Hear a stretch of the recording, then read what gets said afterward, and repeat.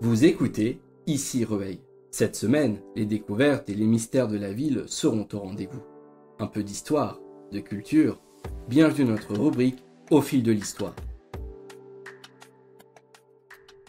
Nous sommes en 1836 à Rueil, une petite ville paisible en apparence, bercée par les sources naturelles et par l'agitation croissante d'une activité en plein essor, la blanchisserie.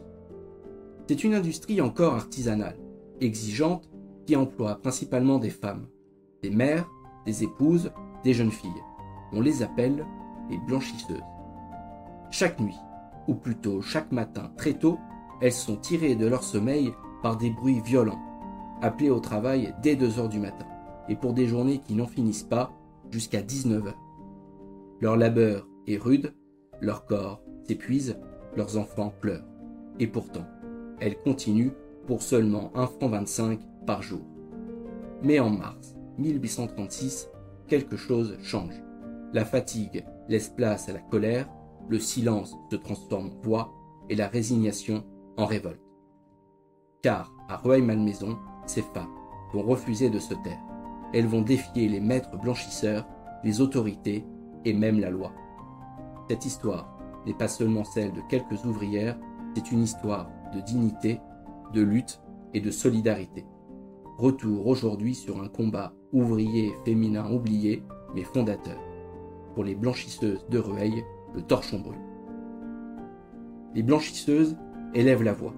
Elles réclament une augmentation de 25 centimes et demandent à travailler de 6 heures à 18 heures, pas plus. Mais les maîtres blanchisseurs refusent. Le 11 mars, ils préviennent le maire de l'époque, Simon Rottinger, et demandent à ce que les meneuses soient convoquées. 2 jours plus tard, 4 femmes sont reçues.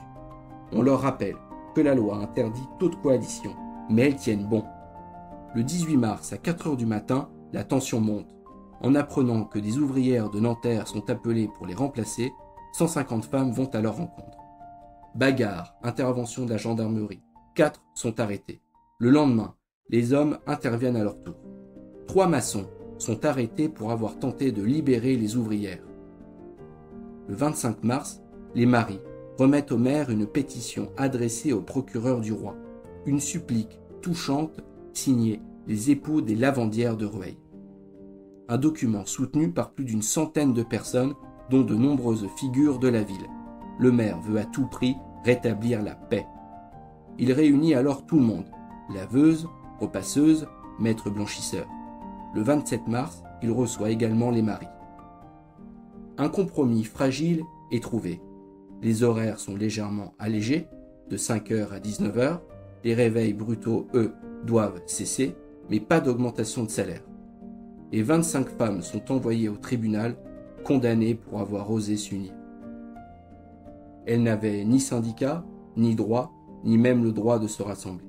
Pourtant, ces femmes ruelloises, épuisées par des journées interminables, mal payées et méprisées, ont osé dire non.